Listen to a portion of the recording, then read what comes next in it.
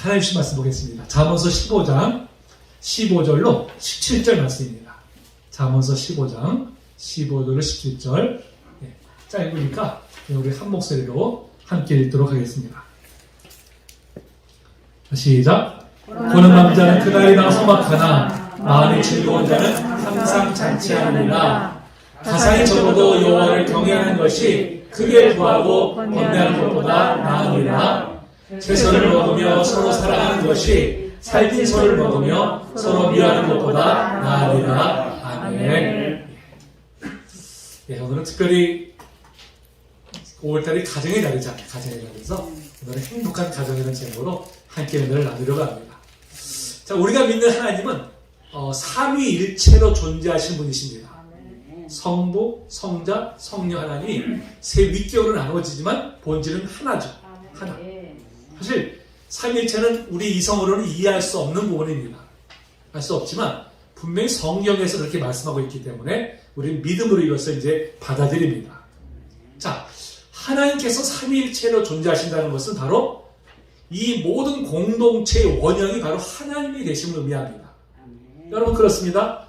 우리가 믿는 하나님은 성부, 성자, 성령 이 삼위 하나님이 공동체를 이루어서 존재하고 계세요. 이 공동체를 이루어서 서로를 사랑하며 또 서로를 섬기심으로 완전한 이 공동체의 원형이 되십니다.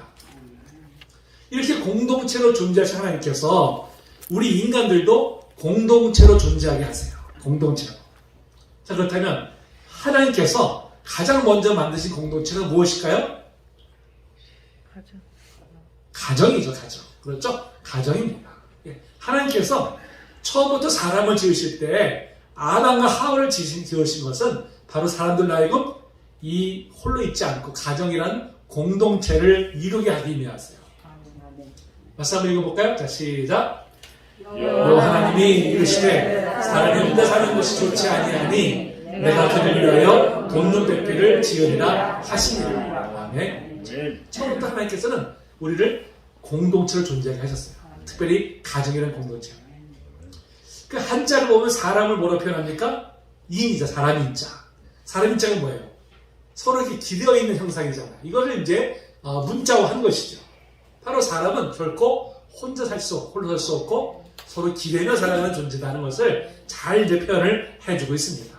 그래서 하나님께서 바로 이 서로를 사랑하는 그걸 실천하는 그 장으로서 바로 이 가정을 우리에게 이제 허락하신 것입니다. 자, 그렇다면 가정의 참된 의미가 무엇일까요? 가정의 참된 의미. 한 젊은이가 이제 유대인 랍비를 찾아가서 물었습니다. 선생님, 도대체 가정이란 무엇입니까? 이 랍비가 이렇게 대답했어요. 가정은 메누카입니다. 이 메누카라는 말은 원래 히브리어로 안식의 터전이라는 뜻이에요. 안식의 터전. 가정이란 한마디로 어떤 곳입니까? 안식하는 곳이죠. 안식하는 곳. 그 젊은이가 질문을 해요. 아니, 선생님, 영혼의 안식은 천국에만 가서 누릴 수 있는 것이 아닙니까? 이렇게 물어보죠. 그랬더니 랍비가 대답하죠. 물론입니다. 영원한 안식은 천국에 가야 우리가 누릴 수 있습니다. 하지만 이 땅에서의 매일매일의 안식은 바로 가정에서 누릴 수 있습니다. 자, 선생님, 그렇다면 가정이 그렇게 중요하고 가정이 우리의 삶에 참 안식처를 줄 수 있는 곳이라면, 자, 그러면 가정에서 안식을 누릴 수 있는 조건이 무엇입니까? 이렇게 물어봤어요. 그랬더니 랍비가 이렇게 대답하죠. 그것은 단 한 가지입니다. 바로 헤세드입니다. 헤세드가 무엇입니까? 바로 하나님의 언약적인 사랑을 말하죠. 하나님께서 우리에게 무조건적으로 베푸시는 자비와 긍휼, 그것이 바로 헤세드입니다. 하나님께서는 우리에게도 하나님 본받아서 가정에서 서로를 헤세드로 섬기도록, 헤세드로 섬김으로 인해서 이 가정에서 안식과 평안과 행복을 누리시기를 원하십니다. 그래서 우리 무엇보다도 가정 속에서 바로 이런 헤세드를 우리가 실천하면서 살아가야 됩니다. 자, 5월은 이제 가정의 달이죠. 달력을 보게 되면 이제 가족과 연관된 날들이 다 5월에 몰려 있어요. 5월에. 어린이날, 어버이날, 가정의 날, 성례의 날, 또 부부의 날, 다 5월에 있습니다. 교회에서도 이제 마찬가지로 이제 어린이 주일, 또 이렇게 이제 어버이 주일 등등으로 이렇게 지키고 있죠. 자, 이렇게 가정을 중시하는 것은 무엇입니까? 바로 가정이야말로 하나님께 세우신 최초의 공동체이고 또 모든 제도의 근간을 이루기 때문에 그렇죠. 가정이 건강해야 행복하고요. 그래야 교회도 또 사회도 국가도 건강하고 행복해집니다. 반면에 가정이 건강하지 못하고 행복하지 못하면 교회도 사회도 국가도 결코 건강할 수 없고 행복할 수가 없어요. 그래서 한자의 경험도 있잖아요. 수신제가 치국평천하라 그러잖아요. 수신제. 몸을 닦고 먼저 가정을 잘 그래야만이 나라가 평안해진다. 이런 이제 격언이죠. 이렇게 동서고금을 막론하고 가정의 중요성은 늘 강조되어 왔습니다. 그러면서 우리는 무엇보다도 건강하고 행복한 가정을 이루기 위해서 힘써야 할 줄로 믿습니다. 자, 그러나 이렇게 누구나 다 사실 가정의 행복을 추구하면서도 정작 많은 사람들이 가정에서 행복을 누리지 못하고 살아가고 있어요. 자, 그 이유는 무엇일까요? 이유가 여러 가지가 있겠지만, 자, 무엇보다도 저는 행복의 기준을 소유에서 찾기 때문이다. 저는 이렇게 말씀드립니다. 사람들은 돈이나 명예나 권력을 소유하면 행복하다고 여겨요. 심지어 행복은 돈으로 살 수 있다. 이렇게 여기죠. 반대로 내가 불행한 이유를 뭐라고 생각합니까? 돈이 없어서. 내가 돈이 없어 불행하다. 이렇게 이제 사람들은 생각들을 하죠. 그러다 보니까 너도 나도 할 것 없이 수단과 방법을 가리지 않고 부자가 되려고 합니다.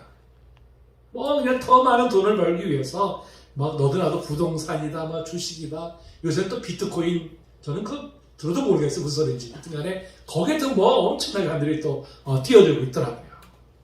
근데 여러분, 정말 많은 소유가 우리에게 정말 행복을 가져다 줄까요?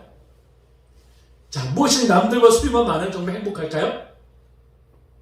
그렇지 않죠. 행복은 결코 소유의 넉넉함이 있지 않습니다. 자, 주님께서 이렇게 말씀하셨어요.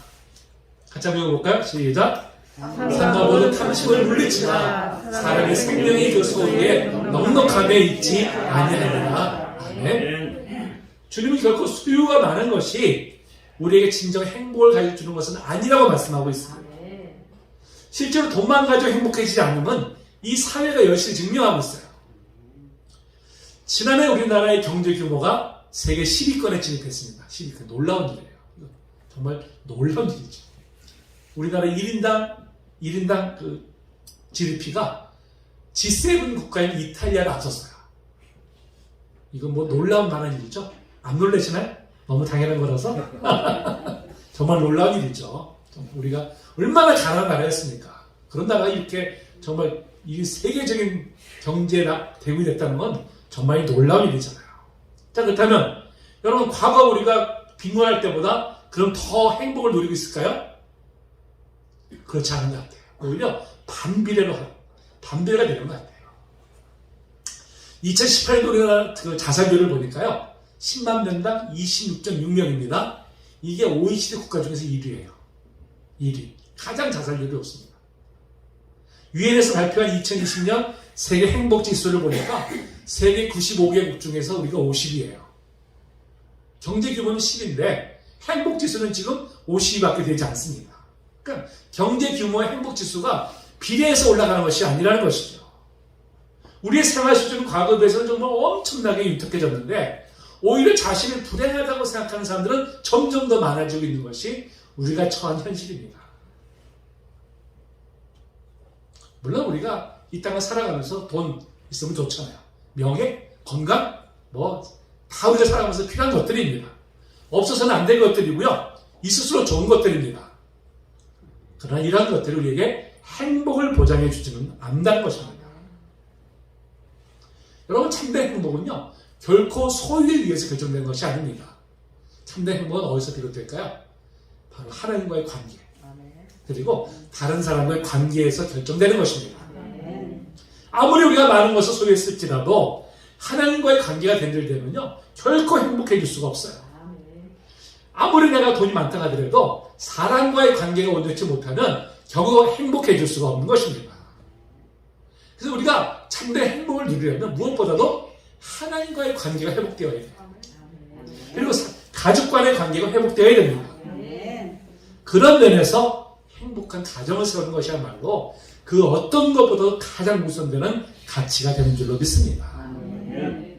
자, 그렇다면 행복한 가정은 도대체 어떤 가정일까요? 오늘 본문에 보니까 세 가지를 말씀하고 있어요. 첫째는 여호와를 경외하는 가정입니다. 자, 11절에 뭐라고 했습니까? 가상이 적어도 여호와를 경외하는 것이 크게 부하고 번다는 것보다 나으니라 그랬어요. 여러분, 우리가 이 세상을 살아가면서 가장 필요한 것이 무엇입니까? 돈이죠. 그렇죠? 돈이잖아요. 돈이 없으면 당연히 필요한 것을 할 수가 없고요. 이 땅에서의 삶을 영위할 수가 없잖아요. 특히 도시화가 될수록 돈은 더더욱 필요합니다. 그래서 모두가 다 돈을 벌기 위해서 수고를 아끼지 않잖아요. 문제는 뭡니까? 돈만 있으면 못할 것이 없다고 생각해서 돈을 최고의 가치로 여기는 데 있는 것이죠. 여러분, 사실 이 세상에서는요, 돈으로 살 수 없는 것이 훨씬 많습니다. 인터넷 검색해보면 이런 글이 올라와 있어요. 돈으로 좋은 침대를 살지언정 깊은 잠은 살 수 없습니다. 돈으로 맛있는 음식은 마음대로 먹고 살 수 있겠지만 입맛은 못 삽니다. 돈으로 좋은 집은 사겠지만 행복한 가정은 못 삽니다. 돈으로 좋은 약은 살 수 있으나 건강은 못 삽니다. 돈으로 이 땅의 풍요로움은 살 수 있겠지만 천국의 영생은 살 수 없습니다. 우리가 참 시사에 주는 바가 참 많은 그런 글이죠. 여러분, 무엇보다 우리 인간은요, 영적인 존재예요. 영적인 존재. 영적인 존재는 아무리 육신적인 환경이 좋을지라도 그것만으로 행복을 느끼지 못합니다. 오직 하나님과 우리가 깊은 관계를 가질 때만 참된 행복을 우리가 누릴 수가 있는 것입니다. 자, 그러다 보니까 하나님을 알지 못하는 사람들은요, 하나님과의 교통이 없다 보니까 영적인 갈증을 더 많이 느껴요. 점점 더 많이 느낍니다. 이걸 채우기 위해서 어떻게 합니까? 더 많은 돈과 쾌락을 추구해서 이거를 해결하려고 해요. 근데 그것들을 위해서 이것이 채워지기는커녕, 영적 갈증이 해소되기는커녕 오히려 더 갈급해집니다. 그러면 빨리 하나님 앞에 돌아와야 되는데 하나님 앞에 돌아오지는 않으니까 어떻게 합니까? 더 많은 돈, 더 많은 쾌락을 이건 이제 추구하죠. 계속해서 악순환이 이제 빚어지게 되는 것이고요. 이로 인해서 결국 깊은 불행에 빠져들게 되는 것입니다. 그야말로 돈이 우상이 되고 돈의 노예로 전락하고 마는 것이죠. 여러분, 돈이 많으면요, 편리한 반면에 번뇌도 많았어요. 번뇌가. 돈이 많으면 어떻게 하면 이 더 많은 돈을 벌 수 있을까? 어떻게 이걸 잘 지킬 수 있을까? 늘 고민하게 되고, 이것을 더욱더 집착하게 되죠. 또 이 돈이 많을수록요, 죄의 유혹에 더 깊이 빠질 우려가 있잖아요. 이로 인해서 행복을 우리가 잃어버립니다. 제가 오래전에 이제 직장 생활을 할 때인데요, 진주에, 경상남도 진주에 출장을 한 적이 있었어요. 그곳에 이제 남자분인데 보험 설계사를 하는 분이 있었어요. 이분이 이제 그 모 유명 의료 브랜드, 베스트밸리라고 하는, 지금은 잘 안 보이대요. 베스트밸리라는 의료 브랜드에 진주 총판 그 대리점을 운영하고 있었어요. 상당히 돈도 좀 많이 버는 분입니다. 근데 이분이 그만도 충분한 수입이 되는데 이 보험 설계사 일을 하고 있는 거예요. 그래서 궁금해서 물어봤어요. 아니, 돈도 많이 버신 분이 왜 이렇게 힘든 일을 하십니까? 이렇게 물어봤더니 그분이 이렇게 대답하더라고요. 저는 교회 집사인데요, 돈은 많고 시간적 여유가 많다 보니까 죄의 유혹이 엄청납니다. 그래서 이러다가 자칫 죄에 넘어질까 두려워서 여유 있는 시간을 좀 활용하려고 이렇게 지금 이제 보험 설계사 하고 있습니다. 이렇게 대답하더라고요. 참 신실하신 분이시죠. 신실하시죠. 그렇습니다. 우리가 돈이 많다 보면요, 죄의 유혹도 훨씬 더 많아지게 마련입니다. 그러다 보면 어떻게 해요? 그걸 뿌리치기가 쉽지 않고 결국 또 죄에 빠지게 되면 행복은 물거품이 되고 마는 것이죠. 그래서 돈을 우리가 인생의 목적으로 삼기보다는 하나님을 경외함이 삶의 목적이 되어야 됩니다. 무엇보다 우리 가정이 하나님만을 경외하는 가정이 되어야 합니다. 여러분, 하나님을 경외한다는 것은 무엇입니까? 하나님 향한 거룩한 두려움을 갖고서 늘 하나님을 의식하고 내 앞에 모시고 살아가는 것을 말하죠. 사실 하나님을 늘 내 앞에 모시고 살아간다는 것이 부담스러운 일이라고 생각할 수 있어요. 하나님 내 앞에 모시고 간다는 것이 나를 감시하시나? 이런 이제 부담감도 갈 수 있고요. 때로는 또 하나님 앞에 온전한 삶을 살지 못하는 자신에 대해서 자책감을 또 우리가 가질 수도 있습니다. 그러나 여러분, 하나님을 내 앞에 모시고 살아가는 사람은요, 그 삶이 분명히 달라지게 되어 있습니다.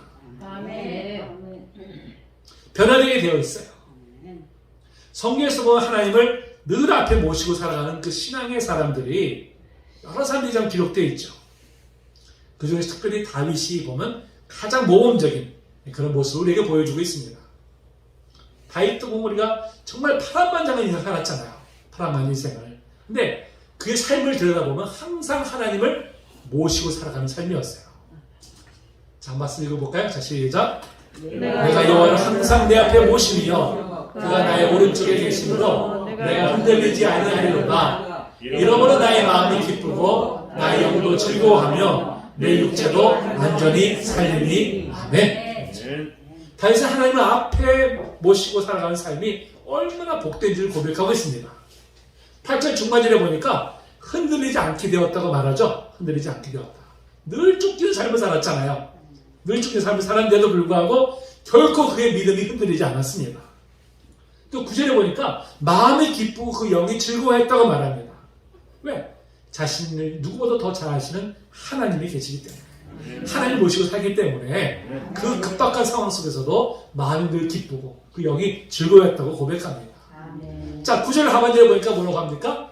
내 육체도 안전히 살리니 이랬죠. 하나님이 그 위기의 순간에도 늘 함께 해주시니까 또 피할 길 열어주시고 보호해 주셨어요. 하나님의 은혜가 아니면 다윗이 결코 살 수가 없었죠. 생존할 수가 없었고 왕위까지 올 수가 없었습니다.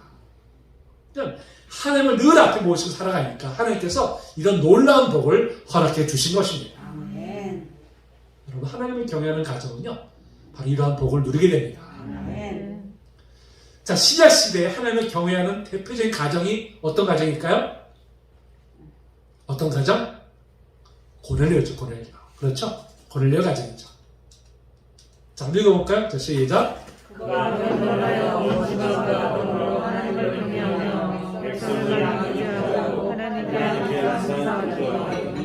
네.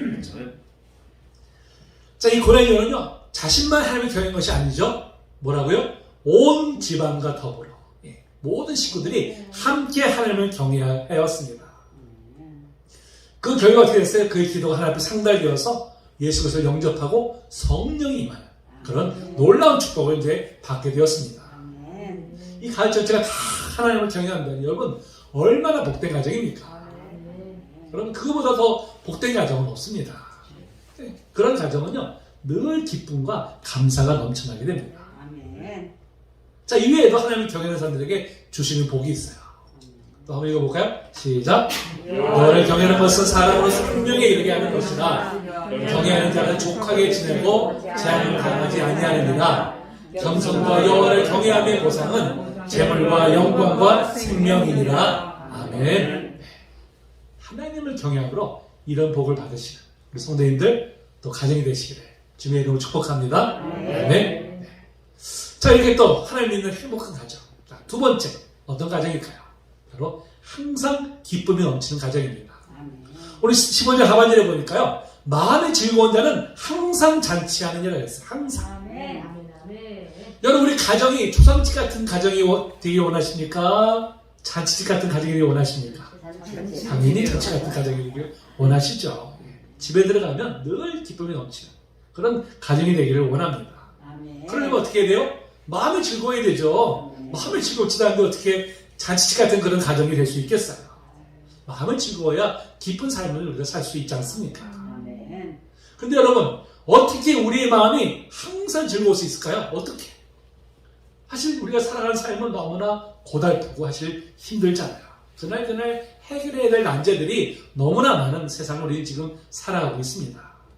늘 삶의 무게에 우리가 눌려서 힘들어 살아가고 있는데 어떻게 우리가 항상 즐거운 마음을 갈 수 있을까요? 불가능한 얘기잖아요. 그런데 여러분 하나님 안에서는 이게 가능하잖아요. 하나님 안에서는 무엇보다도 죄와 죽음의 법에서 해방된 사람들은 항상 즐거운 마음을 가질 수 있습니다. 여러분이 이 땅에서 겪는 모든 고통들, 불행은 다 어디서 비롯된 것입니까? 죄 때문에. 그렇죠? 죄에서 비롯됐잖아요. 죄 자신 또한 사망입니다. 그래서 늘 사람은 죄의 문제와 이 죽음의 문제를 해결받지 못하면요 결코 행복해질 수가 없어요. 여러분 바로 예수 믿기만 하면 이 모든 문제가 단박에 해결됩니다. 죄와 죽음의 문제에서 우리가 해방이 돼요. 그리고 인생의 근본적인 문제를 해결받았기 때문에 바로 거기서 참된 행복을 누리게 되는 것입니다. 여러분, 여기서 누리는 기쁨은요, 누구도 앗아가지 못해요. 심지어 우리를 짓누르는 환경조차도 이 기쁨을 빼앗아가지 못합니다. 그래서 하박국 선지자가 이렇게 노래했죠. 자, 읽어볼까요? 자, 시작. 비록 무화과나무가 무성하지 못하며 포도나무에 열매가 없으며 감람나무에 소출이 없으며 밭에 먹을 것이 없으며 우리의 양이 없으며 외양간에 소가 없을지라도 나는 여호와로 말미암아 즐거워하며 나의 구원의 하나님으로 말미암아 기뻐하리로다. 아멘. 지금 이 상황은 어떤 상황입니까? 바벨론이 쳐들어와서 나라가 지금 곧 망할 그런 상황이에요. 아무 소출도 없는 그런 상황입니다. 우리가 육신으로 볼 때는 아무 소망이 없는, 오직 절망만 가득 찬 그런 상황입니다. 그런 상황에 있어서 뭐라고 고백합니까? 나는 즐거워하며 나는 기뻐하리로다. 무엇으로요? 여호와로 말미암아. 구원의 하나님으로 말미암아. 여러분, 구원의 하나님을 만나게 되면요, 우리는 어떤 상황은 될수도 우리가 즐거워할 수 있어요. 기뻐할 수 있습니다. 그래서 우리 박정희 지사님 참 이렇게 늘 고백해 주시잖아요. 요새 이렇게 붕 떠다니는 느낌이라고 그래요. 성령을 받으시니까 너무 기쁨이 넘친다고 했어요. 네. 은혜가 들어가면요, 바로 이러한 기쁨을 누릴 수가 있어요. 이런 은혜를 누릴 수가 있습니다. 근데 참 세상은 정말 알 수 없는 거예요. 세상은 상상도 못하는 일입니다. 그것이 우리가 주님 안에 있기 때문에 누릴 수 있는 것이죠. 주님 안에서. 또 우리 무엇보다도 기도의 응답을 받기 때문에 우리는 기쁨의 삶을 살 수 있습니다. 여러분, 신앙생활하는 사람들이 누릴 수 있는 특권이 뭐예요? 기도를, 하나님께서 우리의 기도를 들어주신다는 것입니다. 응답해 주신다는 것이죠. 우리 거기서 또 기쁨을 누리게 되잖아요. 자, 주님께서 이렇게 말씀하셨죠? 또 읽어봅니다. 시작. 잠깐 너희가 내 이름으로 아무것도 구하지 아니하였으나 구하라 그리하면 받으리니 너희 기쁨이 충만하리라. 아멘. 여러분, 하나님께서 우리 같은 정말 하잘것없는 이런 우리의 기도를 들으신다는 것 자체가요, 이게 얼마나 기쁨입니까? 얼마나 그것이 감격입니까? 너무 얼마나 놀라운 일입니까?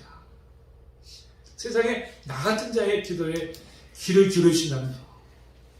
여러분, 우리가 세상을 살아가면서 우리 답답함에 있을 때 누군가가 내 얘기 들어만 줘도 어떻습니까? 내 마음이 후련하잖아요. 내 마음. 문제가 반은 해결된 것 같아. 그런데 하나님이 우리의 기도를 들으신다는 거예요. 우리 기도를 들으신다는 것입니다. 여러분, 어찌하니 기쁘겠어요? 어찌하니 우리가 즐겁겠습니까?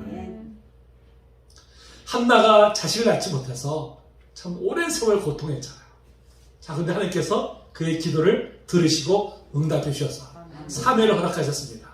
자, 그가 뭐라고 노래했을까요? 자, 시작. 한나가 기도하여 이르되 내 마음이 여호와로 말미암아 즐거워하며 내 뿔이 여호와로 말미암아 높아졌으며 내 입이 내 원수들을 향하여 크게 열렸으니 이는 내가 주의 구원으로 말미암아 기뻐함이니이다. 아멘. 자식이 없어 늘 슬픔으로 가득 찼던 한나의 가정이 하나님께서 기도에 응답해 주심으로 인해서 즐거움과 기쁨이 넘치는 가정으로 변모되었습니다. 하나님은 우리가 비록 슬픔과 고통이 많은 이 땅에 우리가 살고 있지만 이곳을 우리가 잔치하듯이 즐거운 삶을 살기를 원하세요. 여러분, 우리 가정이 바로 그런 곳이 되어야 되지 않겠습니까? 어떻게 이룰 수 있다고요? 구원의 감격이 있을 때, 또 하나님의 기도를 우리가 응답받을 때, 바로 이러한 기쁨을 우리가 누리게 될 줄로 믿습니다. 자, 마지막으로, 자, 하나님의 행복한 가정, 어떤 가정일까요? 바로 서로를 사랑하는 가정입니다. 자, 17절에 보니까 뭐라고 합니까? 채소를 먹으면 서로 사랑하는 것이 살리소를 먹으면 서로 미워하는 것보다 나으니라 했어요. 자, 부유해도 서로 다투는 가정보다는 차라리 가난해도 서로를 사랑하는 가정이 복되다는 말씀이죠. 여러분, 사람은 언제 가장 행복할까요? 언제? 바로 사랑을 받고 사랑을 베풀 때 가장 행복을 맛보게 됩니다. 내가 사랑받는다고 여길 때 그 얼굴이 빛이 나요. 환해지잖아요. 내가 사랑하는 사람이 있어서 또 아낌없이 사랑을 베풀 때 우리는 또 더욱더 행복을 누리게 됩니다. 그래서 주님이 말씀하시죠. 서로 사랑하라고 말씀하시잖아요. 새 기름 너에게 주노니 서로 사랑하라. 내가 너를 사랑같이 너희도 서로 사랑하라. 아멘. 우리 여러분, 우리가 이 가정생활 하다 보니까요. 정말 가장 사랑해야 될 가족이 사실 사랑하기가 가장 어려워요. 왜 그럴까요? 도대체 무엇 때문에? 너무 많이 알아서. 너무 잘 알아서. 그렇죠? 너무 잘 알기 때문에 우리가 사랑하기가 참 어렵습니다. 사실 가족 간에도 보면요. 또 형제 간에도 보면요. 서로 모습도 다르고요. 또 성격도 다르고 또 가치관도 달라요. 한 배에서 나온 형제들인데 어떻게 저렇게 다를까? 우리가 참 놀랄 때가 참 많잖아요. 우리 스스로도. 예. 우리 권사님 그렇죠? 우리 따님들 다 계시는데 다 다르잖아요. 그렇죠? 서로가. 자, 근데 우리가 우를 범하는 게 뭡니까? 우를 범하는 게. 이 다르다는 걸 인정하지 못하는 거예요. 다르다는 것을. 다르다는 것을 뭐로 생각하냐면 잘못된 것을 여겨요. 그러니까 내가 기준이야. 내 기준에서 다르면 이건 잘못된 거야. 그걸 어떻게 해요? 고치려고 해요. 그걸 자꾸 지적하고 그걸 고치려고 합니다. 그 가운데서 어떻게 됩니까? 트러블이에요, 트러블. 충돌이 어디서 이제 일어나게 되잖아요. 그로 인해서 가정에 어려움이 닥치게 되고요. 그래서 관계가 멀어지게 되고 행복이 사라지는 것입니다. 여러분, 사랑은요, 무엇보다도 상대방을 있는 모습 그대로 받아들이고 남들과 비교하지 않는 게 사랑이에요. 누구와 비교하면요, 그때부터 불행이 시작되는 거예요. 자식이 못마땅하다고 해서 다른 집의 자식들과 비교하기 시작하면 그때부터 자녀의 마음에 상처가 나기 시작하죠. 부모와의 관계가 틈이 나기 시작하는 것입니다. 저도 참 그런 우를 많이 범했어요. 어릴 때 보면 야, 너희는 왜 네 사촌보다 못하냐? 제스들한테 제가 그게 상처되는지도 모르고 제가 참 그런 말을 많이 했어요. 저도 참 우매한 모습이 참 많았습니다. 자기 남편을 남의 남편과 비교하거나 자기 아내 남의 아내와 비교하면요, 그때부터 부부관계가 멀어지게 되어 있는 거예요. 여러분, 왜 비교할까요? 비교? 자족할 줄 모르기 때문에. 자족할 줄 모르기 때문에 우리가 자꾸 비교하는 것입니다. 근데 여러분, 자족할 줄 모르면요, 참된 행복을 누릴 수가 없어요. 그래서 우리는 남들과 비교하기보다는 서로 있는 그대로 우리가 사랑하려고 힘써야 됩니다. 아멘. 지금 내 아내와 남편을 있는 그대로 우리가 사랑해야 되죠. 내 부모, 내 자녀, 내 형제를 있는 그대로 우리가 사랑해야 됩니다. 그럴 때 가정의 평화가 깃들고요, 참된 행복이 찾아오게 되는 줄로 믿습니다. 어떤 분들 그렇게 얘기해요. 있는 그대로 인정하라 그러면 야, 그냥 방치하라는 얘기냐? 잘못돼 가는데 지금 그냥 내버려 두라는 얘기냐? 여러분, 아닙니다. 우리가 상대방이 있는 그대로 인정하고 사랑하더라면요, 상대방의 마음이 움직이게 되어 있어요. 아멘. 자신이 있는 그대로 인정하고 사랑하는 사람의 기대에 부응하려고 노력하게 되고요, 자발적인 변화가 일어나게 되는 것입니다. 아멘. 하나님께서는요, 우리가 완전하게 그대로 사랑하신 것이 아니잖아요. 우리 그냥 있는 그대로 사랑하시면 있는 그대로. 있는 그대로 같은 자를 사랑하시니까 우리가 감사하니까 어떤 마음이 듭니까? 하나님께서 원하시는 뜻을 우리가 찾게 되고 그 뜻에 부응하려고 우리가 노력하잖아요. 마찬가지죠. 우리의 모든 관계 속에서도 서로 있는 그대로 인정할 때, 그럴 때 나를 인정해주는 그 사람의 기대에 부응하기 위해서 내 스스로 변화하려고 노력하는 것입니다. 그럴 때 그 관계가 온전해지는 거예요. 그러니까 여러분, 우리는 어떤 조건을 가지고 우리가 가족을 사랑하는 것이 아니죠. 부모이니까 사랑하고요, 자식이니까 사랑하고, 남편이니까 사랑하고, 아내니까 사랑하고, 아멘. 형제니까 사랑하는 것입니다. 아멘. 여러분, 우리가 조건을 가지고 사랑하게 되면요, 그 조건이 바뀌게 되면 어떻습니까? 사람도 멀어지게 되어 있어요. 여러분, 하나님 우리를 향하신 사랑은요, 결국 조건에 대한 사랑이 아니잖아요. 있는 그대로 사랑하시니까 그 사랑이 변함이 없는 거예요. 아멘. 마찬가지죠. 우리도 가족을 사랑할 때 조건이 따르지 않는 사랑을 할 때 비로소 그 사랑이 변함이 없는 것입니다. 아멘. 가족을 있는 그대로 사랑함으로 정말 행복한 가정을 이루시는 성도님 되시기를 주님의 이름으로 축복합니다. 아멘. 말씀 마칠 텐데요, 여러분, 이 세상에 완전한 사람은 없습니다. 완전한 아내도, 완전한 남편도, 완전한 부모도, 완전한 자녀도 없어요. 다 허물이 있고 다 약점이 있습니다. 아멘. 사랑은 결코 완전한 사람에게 하는 것이 아닙니다. 허물이 있음에도 서로의 허물과 약점을 그대로 인정하고 덮어주고 감싸주는 것이 바로 사랑입니다. 그런 사랑을 실천하는 것이 바로 가정이고요. 그런 가정이 바로 행복한 가정입니다. 아멘. 하나님께서 우리에게 원하시는 것은요, 결점이 없는 완전한 가정을 만들자는 것이 아닙니다. 행복한 가정을 이루라는 거예요. 아멘. 서로를 허물이 있을지라도 그것을 덮어주고 감싸주는 그런 사랑을 통해서 더욱더 행복한 가정을 이루시는 우리 성도님 되시기를 주님의 이름으로 축복합니다. 아멘. 찬양하십시오.